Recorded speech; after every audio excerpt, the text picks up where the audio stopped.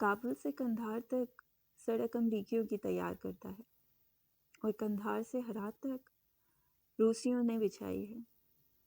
اتنی خوبصورت سڑکوں پر افغان جس قسم کی ڈرائیونگ کا مظاہرہ کرتے ہیں وہ ناقابل برداشت ہے۔ 20-25 میل فی گھنٹہ سے زیادہ رفتار کبھی بھی نہیں بڑھتی، حالانکہ سڑک بالکل ایک لکیر کی طرح چلی جاتی ہے، ٹریفک نہ ہونے کے برابر، اور دونوں جانب غیر آباد پہاڑ۔ ایسی سڑک تو گرانڈ پری دوڑ کے لیے بھی موزوں رہے گی۔ میں نے ساتھ بیٹھے افغان سے ڈرائیوروں کی سست روی کا سبب پوچھا تو کہنے لگا، اول تو حکومت کی طرف سے حد رفتار متعین ہے، تجاوز کی صورت میں ڈرائیونگ لائسنس عمر بھر کے لیے چھن جاتا ہے، دوسرے ڈرائیور بھی نئے ہیں۔ مثلاً اس بس کا ڈرائیور پچھلے سال تک کندھار میں تربوز بیچا کرتا تھا۔ آپ شکر کریں کہ وہ بس سیدھی تو چلا رہا ہے۔ چنانچہ میں نے شکر کیا۔ اب ہم کابل کی نواحی وادیوں سے بھی نکل آئے تھے۔ دائیں طرف کوہ بابا اور نزدیک ہو گیا۔ برف چاندی کی تاروں کی مانند چوٹیوں سے نیچے وادی تک لٹکی ہوئی تھی۔ خنک ہوا کا ایک یخ پستہ جھونکا آیا اور میں نے بیگ سے سویٹر نکال کر پہن لیا۔ بس سڑک کے دائیں ہاتھ سرو کے درختوں کے جھنڈ میں مڑ گئی۔ سامنے غزنی تھا، سر بفلک اور خاموش۔ ہم سلطان محمود کا مزار چند کوس پیچھے چھوڑ آئے تھے۔ اس کا غزنی ہمارے سامنے تھا۔ بس نے ایک اور موڑ کاٹا اور دھول سے اٹے ہوئے ایک سنسان چوک میں کھڑی ہو گئی۔ چائے کا وقفہ۔ ڈرائیور نے اپنی گھنی داڑھی کھجاتے ہوئے کہا۔ سامنے ایک بوسیدہ قہوہ خانے پر سلطان محمود ہوٹل کا بورڈ آویزاں تھا۔ میں اور علی باہر رکھے ہوئے بینچ پر بیٹھ کر شیریں چائے پینے لگے۔ کچھ مسافر چوک میں گھومنے لگے۔ بس کے ڈرائیور نے سرسری طور پر ادھر ادھر دیکھا اور ہوٹل کے ساتھ والے کوڑے کرکٹ کے ڈھیر کی اوٹ میں بیٹھ کر حوائج ضروریہ سے فارغ ہونے لگا۔ مجھے کراہت آ گئی۔ مجھے یوں محسوس ہوا جیسے شہر کے اوپر بالائے حصار کی دیواریں اپنی بربادی اور بے حرمتی پر نوحہ کنا ہیں۔ میری آنکھیں بند کیوں ہیں؟ میں نے سوچا۔ میں حال میں نہیں ماضی میں سفر کر رہا تھا۔ میرے دل کی آنکھیں کھلی ہیں۔ آج سے 1000 سال قبل غزنی کو وہ شان و شوکت اور عظمت نصیب ہوئی جو حال کے لندن اور نیو یارک کی قسمت میں بھی نہیں ہے، اور یہ سب کچھ صرف محمود کی ذات سے تھا۔ سلطان محمود نے سینکڑوں محلات اور مسجدوں کے علاوہ یہاں ایک عالی شان لائبریری بھی تعمیر کروائی۔ اس کے دربار میں امراء اور وزراء کے شانہ بشانہ شاعر، ادیب اور تاریخ دان بھی جلوہ افروز ہوتے۔ ان دنوں غزنی افغانستان کے صحراؤں میں ایک آبدیدہ موتی کی طرح چمکتا تھا، جس نے اپنی تابناک روشنی سے بغداد کو بھی ماند کر دیا تھا۔ سلطان محمود کا دارالسلطنت بے شک بے مثال تھا۔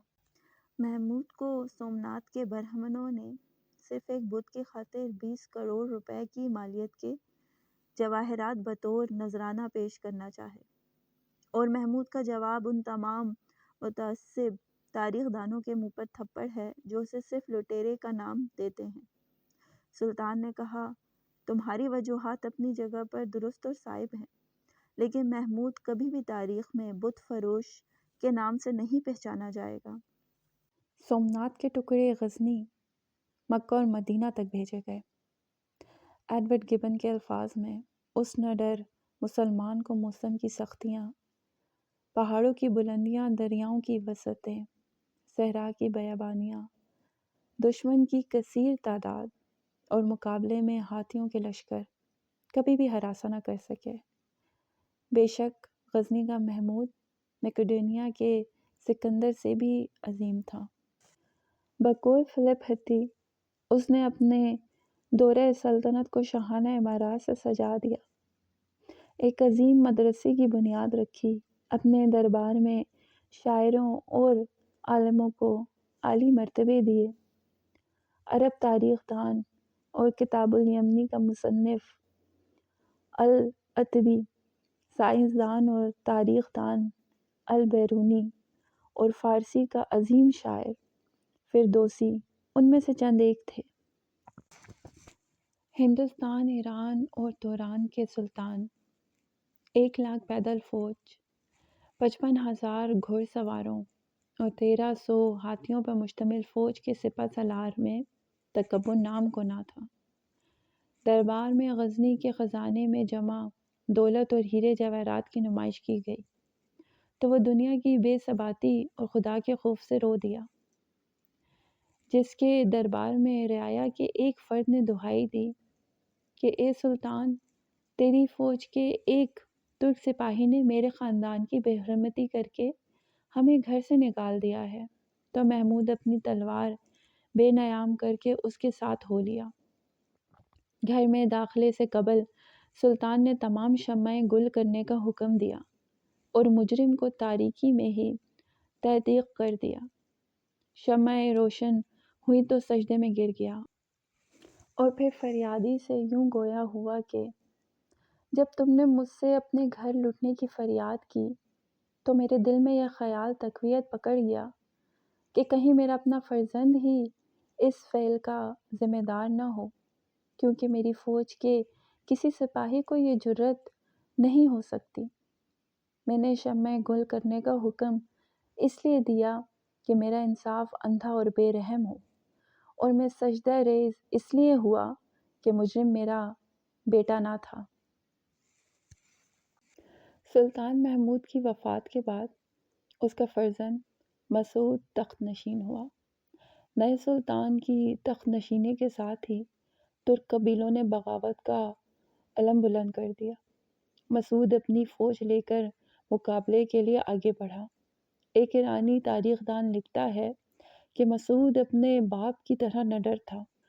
وہ تلوار سونت کے دشمن کی صفوں میں گھس گیا اور شجاعت کے ایسے عظیم کارنامے دکھائے جن کی مثال تاریخ کے صفوں میں نہیں ملتی۔ فتح قریب تھی، لیکن جب سلطان نے پیچھے مڑ کر اپنی سپاہ کی جانب دیکھا تو اس کی فوج میں شامل ترک اس کا ساتھ چھوڑ کے اپنے بھائیوں سے جا ملے۔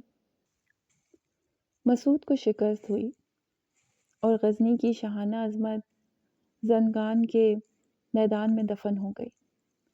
اب سلطنت کے نئے حکمران کے چناؤ کا مسئلہ تھا۔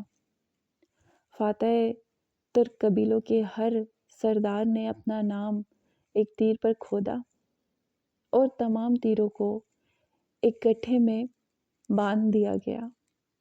ایک معصوم ترک بچے نے گٹھے میں سے ایک تیر اٹھا لیا۔